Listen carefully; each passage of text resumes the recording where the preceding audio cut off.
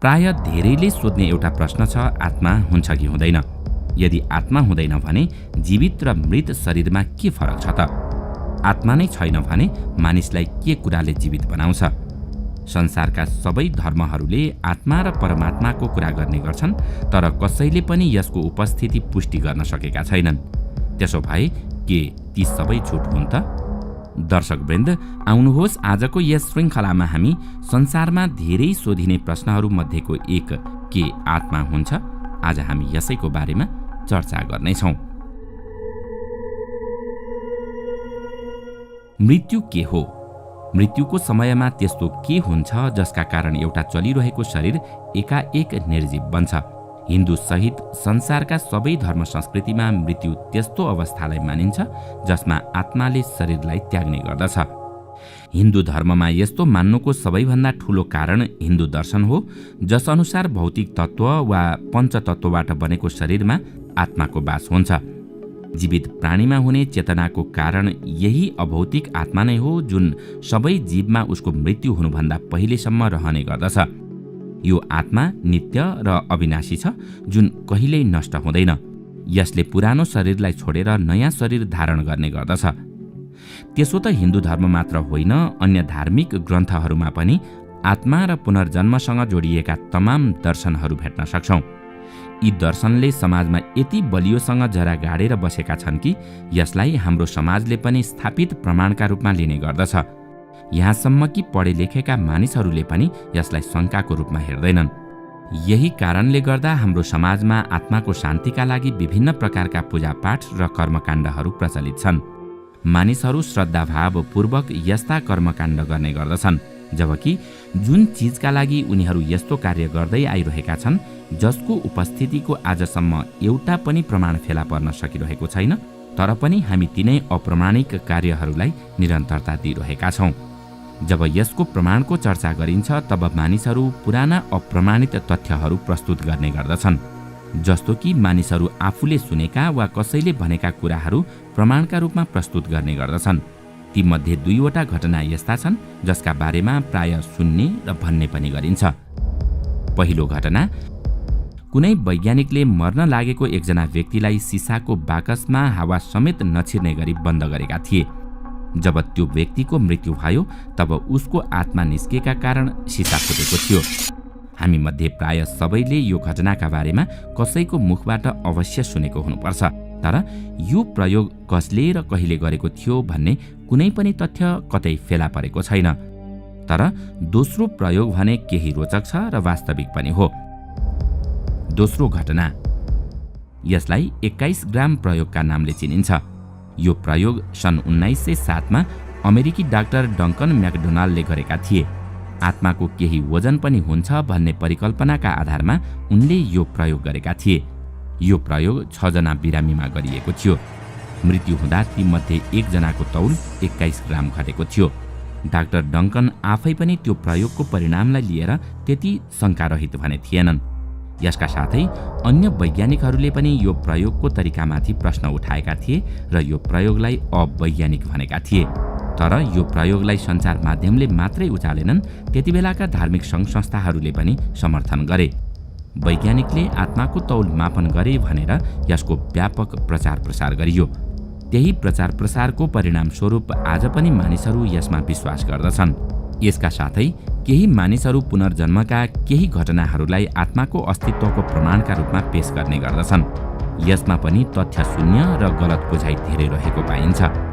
धेरैजसो मानिस समाचारमा आएका घटनाहरूलाई नै प्रमाणका रूपमा प्रस्तुत गर्ने गर्दछन्।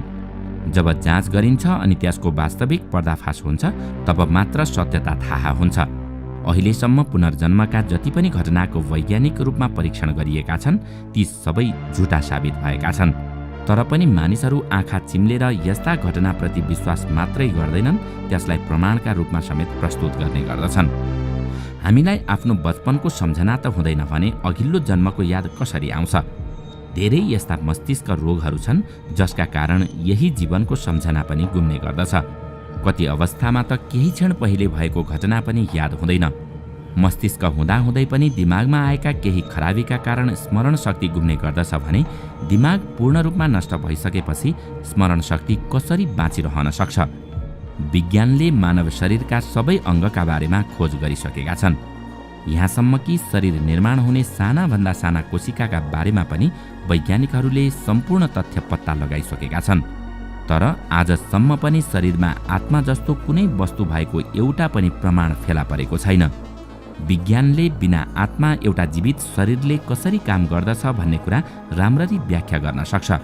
कुनै शरीरलाई जीवित राख्नका लागि आत्मा जस्तो कुनै पनि वस्तुको आवश्यकता पर्दैन। विज्ञानका अनुसार मृत्यु त्यो अवस्था हो जब शरीरलाई जीवित राख्न आवश्यक महत्त्वपूर्ण जैविक क्रियाकलाप बन्द हुन्छन्।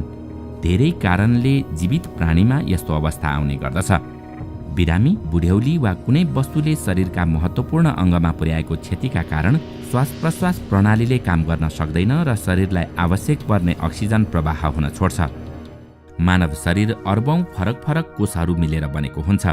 यी कोषहरूलाई जीवित राख्नका लागि अक्सिजनका साथै केही महत्त्वपूर्ण पोषक तत्त्वको पनि आवश्यकता पर्दछ।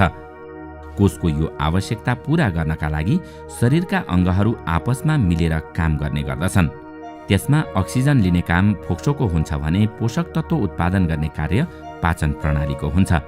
यसलाई शरीरका विभिन्न भागमा पुर्याउने कार्य मुटु र लाखौं किलोमिटर लामो रक्त सञ्चार प्रणालीको हुन्छ।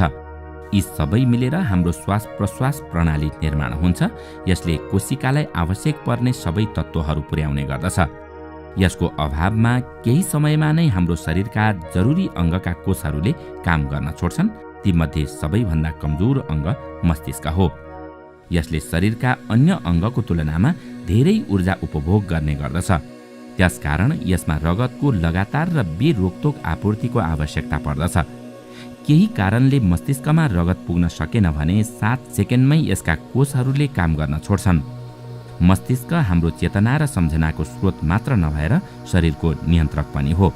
त्यसकारण मस्तिष्कमा कुनै प्रकारको गहिरो चोट लाग्यो भने चेतना सधैँका लागि गुम्ने गर्दछ। यसलाई केही गरेर पनि फर्काउन सकिँदैन। औषधि विज्ञानको भाषामा यसैलाई ब्रेन डेथ अर्थात् मस्तिष्कघात भनिन्छ। हाम्रो दिमागको एउटा भागले श्वास प्रश्वास प्रणालीलाई पनि नियन्त्रण गर्दछ। यसमा कुनै पनि क्षति पुग्यो भने अक्सिजन र पोषक तत्त्वको अभावमा शरीरका एक कोष नष्ट हुन थाल्छन्।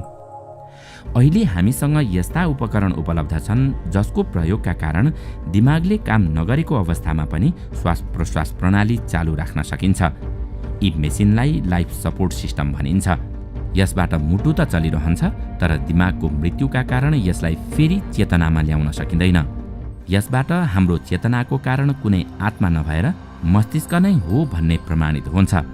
मस्तिष्कका अर्बौं न्युरोन मिलेर इन्द्रियहरूबाट प्राप्त डाटा प्रोसेस गर्दछन् र आवश्यक डाटालाई सम्झनाको खातामा भण्डार गर्ने गर्दछन्। तर आजसम्म शरीरका कुनै पनि अङ्गको कार्यमा आत्मा जस्तो कुनै वस्तुको भूमिका देखिएको छैन। जतिबेलासम्म शरीरले कसरी काम गर्दछ भन्ने कुरा थाहा थिएन त्यतिबेला आत्मालाई शरीर सञ्चालन गर्ने तत्त्वका रूपमा व्याख्या गरिन्थ्यो र आत्मा निस्केपछि शरीर निर्जीव हुन्छ भन्ने मान्यता थियो। तर आधुनिक विज्ञानको आगमनपछि आत्माले शरीरका लागि केही गर्छ भन्ने बाँकी नै रहेन। पहिलेका मानिसहरू आत्मा हृदय अर्थात् मुटुमा बास गर्दछ भन्ने मान्यता राख्थे। त्यसैले उनीहरू मुटु प्रत्यारोपण गर्न असम्भव छ भन्ने गर्दथे। तर वैज्ञानिकहरूले मुटु प्रत्यारोपण गरेर देखाए। अहिले प्रत्येक वर्ष हजारौं मुटुको प्रत्यारोपण सफलतापूर्वक गरिन्छ। अमेरिकामा मात्रै प्रत्येक वर्ष 5000 मुटु प्रत्यारोपण गरिन्छ। मुटु मात्रै होइन, मानिसका अन्य अङ्गहरूको पनि सफलतापूर्वक प्रत्यारोपण गर्न थालिएको छ। यतिसम्म कि अहिले टाउको प्रत्यारोपणका बारेमा पनि अनुसन्धान भइरहेको छ। यसलाई टाउको प्रत्यारोपण भन्दा पनि टाउकोमा शरीरको प्रत्यारोपण भन्दा उत्तम हुन्छ, किनकि हाम्रो पहिचान, सम्झना र व्यक्तित्वको सम्बन्ध हाम्रो टाउकोमा रहेको दिमागसँग हुन्छ। शरीरको मालिक नै मस्तिष्क हो, जसलाई पुरानो शरीरको बदलामा नयाँ शरीर उपलब्ध गराउने प्रयास गरिँदैछ। यो शल्यक्रिया जनावरको शरीरमा गरिसकिएको छ र केही हदसम्म सफलता पनि प्राप्त भएको छ। सन् 1965 अमेरिकन डाक्टर रोबर्ट जे व्हाइटले यो प्रयोग गरेका थिए। यो प्रयोगमा एउटा कुकुरको टाउको, अर्को प्रयोगमा एउटा बाँदरको शरीरलाई अर्को बाँदरको टाउकोमा जोडिएको थियो। उसले देख्न र सुन्न मात्रै होइन, अन्य प्रणालीले पनि काम गरिरहेको थियो। यी सबै प्रयोगबाट के पुष्टि भयो भने आत्मा भए पनि कम्तीमा मुटुमा भने हुँदैन। अब बाँकी रह्यो शिर अर्थात् टाउको। के आत्मा मस्तिष्कमा बास गर्दछ वा त्यो मस्तिष्कको कार्यकै एउटा परिणाम हो? केही मानिसहरू दिमागलाई एउटा डिभाइसका रूपमा लिने गर्दछन् र आत्मालाई त्यसको नियन्त्रक मान्ने गर्दछन्। यो अभौतिक छ र यसले भौतिक वस्तुलाई प्रभाव पार्दैन, त्यसैले यसलाई कुनै पनि तरिकाबाट भौतिक रूपमा अवलोकन गर्न सकिँदैन। अब यहाँ प्रश्न उठ्छ कि यदि यस्तो हो भने एउटा अभौतिक वस्तुले भौतिक वस्तुलाई कसरी प्रभाव पार्न सक्छ त? हाम्रो दिमाग भौतिक पदार्थबाटै बनेको छ र अभौतिक आत्मा भौतिक दिमागसँग कसरी अन्तर्क्रिया गर्छ? यदि यसले भौतिक वस्तुसँग अन्तर्क्रिया गर्दछ भने त्यसलाई अवलोकन गर्न समस्या नहुनुपर्ने हो। त्यसैले यो तर्कले पनि यहाँ काम गर्दैन।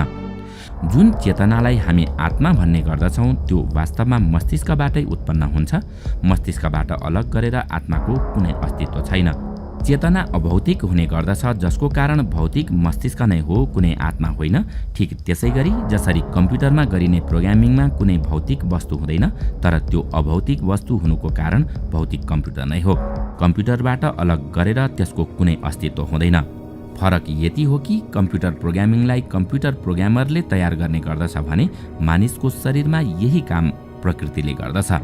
हाम्रो मस्तिष्क पनि अर्बौं वर्षको प्रोग्रामिङको नतिजा हो जुन पृथ्वीको पहिलो जीवबाट सुरु भएको थियो र अहिलेको अवस्थासम्म आइपुगेको छ। हाम्रो व्यक्तित्व, हाम्रो अनुभव, हाम्रो सम्झना, हाम्रो चेतना लगायत सम्पूर्ण कुरा हाम्रो मस्तिष्कसँगै नष्ट हुन्छ। जे बाँकी रहन्छ त्यो डिएनएको अंश मात्रै हो जुन हामी आफ्ना सन्तानलाई दिएर जाने गर्दछौँ। दर्शकवृन्द, आजको श्रृङ्खला तपाईलाई कस्तो लाग्यो हामीलाई कमेन्टमा अवश्य बताउनुहोला।